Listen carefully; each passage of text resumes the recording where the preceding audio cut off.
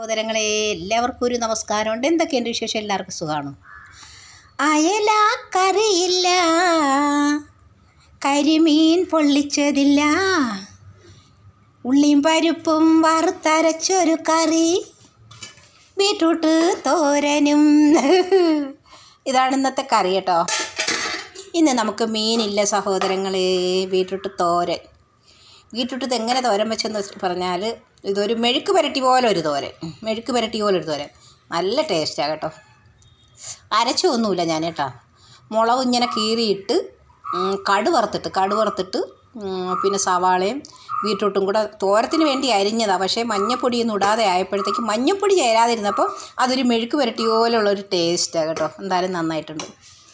ഇത് കണ്ടോ, ഞാൻ പറഞ്ഞതുപോലെ പരിപ്പ്, നമ്മുടെ സാമ്പാർ പരിപ്പുണ്ടല്ലോ, നമ്മുടെ സാമ്പാർ പരിപ്പ് ആദ്യം വേവിച്ച് കുക്കറിൽ വേവിച്ച് മാറ്റി വെച്ചിട്ട് നമ്മുടെ കൊച്ചുള്ളിയും സവാളയും കൂടെ കടു വറുത്ത് അതിനകത്തിട്ട് നല്ല വഴറ്റിയെടുത്തിട്ട് കടു വറുക്കുമ്പോൾ നമ്മുടെ വേറെ ഒന്നും ഞാൻ ചേർത്തിട്ടില്ല. നമ്മുടെ ഇച്ചിരി മുളക്, നമ്മുടെ വറ്റൽ മുളകും കറിവേപ്പിലയും കടുവും ഇട്ടത് പൊട്ടിച്ചെടുത്തിട്ട് അതിനകത്ത് സവാളയും കൊച്ചുള്ളിയും പച്ചമുളകും കൂടെ ഇട്ട് ഇങ്ങനെ വഴറ്റിയിട്ട് കൊച്ചുള്ളിയും സവാളയും കൂടെ നല്ല വഴറ്റിയിട്ട്, കൊച്ചുള്ളി ഇച്ചിരി കൂടുതലെടുത്ത് അപ്പോഴൊരു ടേസ്റ്റ് നല്ല വേറെ ടേസ്റ്റ് അല്ലേ.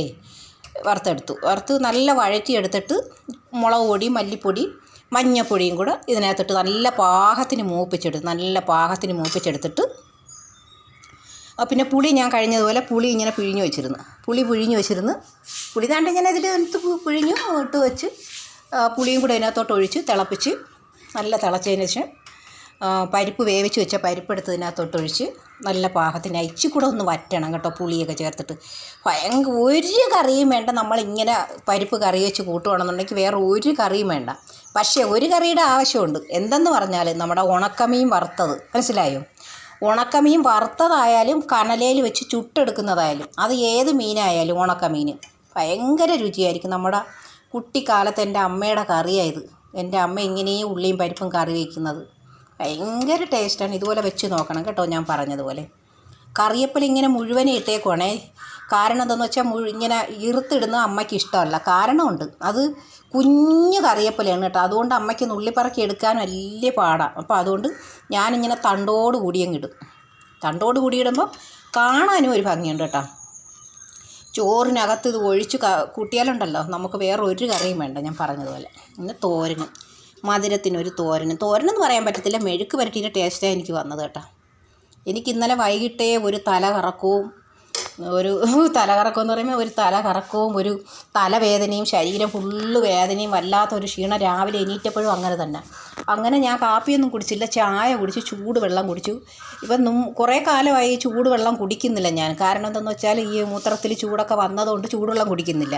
മറ്റേ കുറേ കാലം ചൂടുവെള്ളം ഞാൻ അങ്ങനെ കുടിച്ചുകൊണ്ടിരുന്നു. കാരണം പാട്ട് പാടുന്നതുകൊണ്ട് ചിരിപ്പൂലൊക്കെ പാടൂല എങ്കിലും അങ്ങനെയൊക്കെ. അതുകൊണ്ട് എനിക്ക് തൊണ്ട പിന്നെ പറ്റൂല. അതുകൊണ്ട് ഞാൻ അങ്ങനെ ചൂടുവെള്ളം നിർത്തിയായിരുന്നു. അങ്ങനെ ഇന്നങ്ങനെ ഒരു ചൂടുവെള്ളം കുടിയായിരുന്നു. അങ്ങനെ ടെൻഷൻ അടിച്ച് ഒന്നും കഴിച്ചുമില്ല. രാവിലെ അങ്ങനെ ഇരിക്കുമ്പോൾ ഞാൻ ഫേസ്ബുക്കിൽ ഇങ്ങനെ നോക്കുമ്പോൾ കുവൈറ്റിൽ വെച്ച് നമ്മുടെ ഒരു കൂട്ടുകാരി ചേച്ചി, മഹബുള്ളയുള്ള ശാരദ എന്ന് പറയുന്ന ചേച്ചി, ശാരദയാണ് അവരുടെ പേര്. 64 വയസ്സുണ്ട്. കുവൈറ്റിലൊരു കാർ അപകടത്തിൽ മരിച്ചുപോയി ഇന്നലെ. ഞാൻ ഇന്ന് ഫേസ്ബുക്കിനകത്ത് കണ്ടാണ് മനസ്സിലാക്കിയത്. ഞാൻ അവിടെ നിന്ന് വന്ന് എൻ്റെ ഫോണൊക്കെ പോയി, എനിക്ക് അതിൻ്റെ നമ്പറുകളൊന്നും ഇല്ലായിരുന്നു. പിന്നെ ഏതോ ഒരു ചേച്ചി മാത്രം ഞാൻ ഇങ്ങനെ വിളിക്കുമായിരുന്നു. നമ്മുടെ ഒരു 2 ചേച്ചിയെ വിളിക്കുമായിരുന്നു. പിന്നെ നമ്മുടെ ഒരു ശോഭ ചേച്ചി, നമ്മുടെ ലീല ചേച്ചി. അപ്പോൾ ഇവർ രണ്ടുപേരെ ഇങ്ങനെ വിളിക്കുമായിരുന്നു. പക്ഷേ ഇവർക്ക് പിന്നെ ഇപ്പോഴും ഞാൻ പിന്നെ എങ്ങനെയും നമ്പർ പോയോ എങ്ങനെയെന്തോ ഞാൻ അറിഞ്ഞില്ല. ഇപ്പം ഞാൻ ശോഭ ചേച്ചി വിളിച്ച് ചോദിച്ചപ്പോൾ ശോഭ ചേച്ചി പറഞ്ഞു, ആ വസന്ത ഇന്നലെയായിരുന്നു സംഭവം. അങ്ങനെ ചേച്ചി എന്നോട് പറഞ്ഞു. എനിക്ക് ഭയങ്കര വിഷമം. എന്നാലും ഞാൻ ഈ വീഡിയോ നമുക്ക് ഇങ്ങനെ ചെയ്യുമ്പോഴല്ലേ നമുക്കൊരു വീഡിയോ ഇടാൻ പറ്റുള്ളൂ. അതുകൊണ്ടാണ് ഞാൻ വീഡിയോ ഇട്ടത്.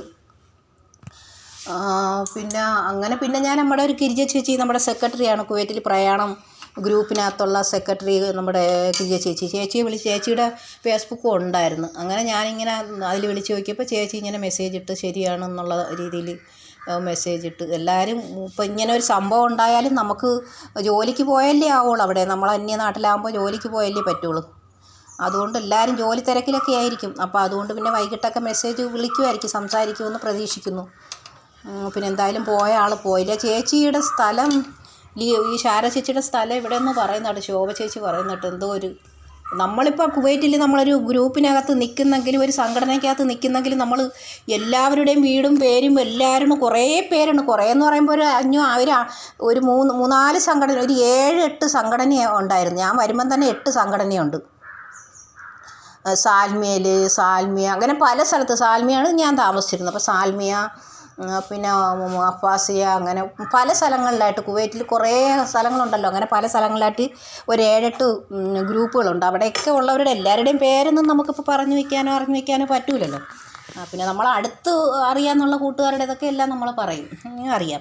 അങ്ങനെ സംഭവിച്ചു. ചേച്ചി ഇങ്ങനെ മരിച്ചു പോയി. ഒരുപാട് സങ്കടമുണ്ട്. ഒരുപാട് ഫേസ്ബുക്കിനകത്തുണ്ട് ശാരദ എന്ന് പറഞ്ഞിട്ട്.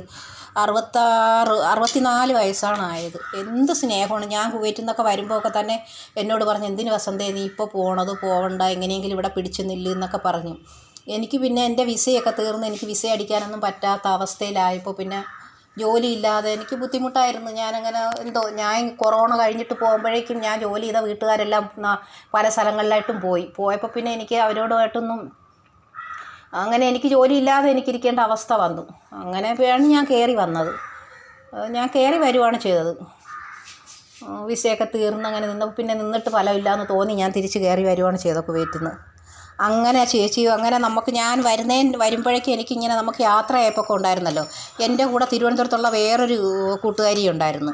ഒരുമിച്ചല്ല നമ്മൾ വന്നതെങ്കിലും നമുക്ക് 2 പേർക്കും യാത്രയായപ്പോൾ ഒരുമിച്ചായിരുന്നു. അപ്പോൾ അതുകൊണ്ട് അങ്ങനെ ഈ ചേച്ചിയൊക്കെ വന്നിട്ട് പറഞ്ഞു, വസന്ത നീ പോകണ്ട, എങ്ങനെയെങ്കിലും പിടിച്ചു നില്ല്, നമുക്ക് എന്തെങ്കിലും ചെയ്യാം എന്നൊക്കെ പറഞ്ഞു. പക്ഷേ പിന്നെ എനിക്ക് സംഘടനയിലൊക്കെ ഒത്തിരി കടവും കാര്യമൊക്കെ ഉണ്ടായിരുന്നു. അങ്ങനെ എങ്ങനെയൊക്കെ നിന്ന് പറ്റി ഇങ്ങ് വന്നു. ടിക്കറ്റൊക്കെ തന്നായിരുന്നു വരാൻ വേണ്ടിയിട്ട്. എങ്കിലും അങ്ങനെ ഇങ്ങ് കയറി വന്നു. അങ്ങനെ അത്രയും സ്നേഹമുള്ളൊരു ചേച്ചിയായിരുന്നു എന്നാണ് ഞാൻ പറയുന്നത്. ശരി സഹോദരങ്ങളെ, എന്നാൽ എല്ലാവർക്കും ടാറ്റാ. ഒരു സങ്കടമുണ്ടെന്ന് എനിക്ക്, അതാണ്.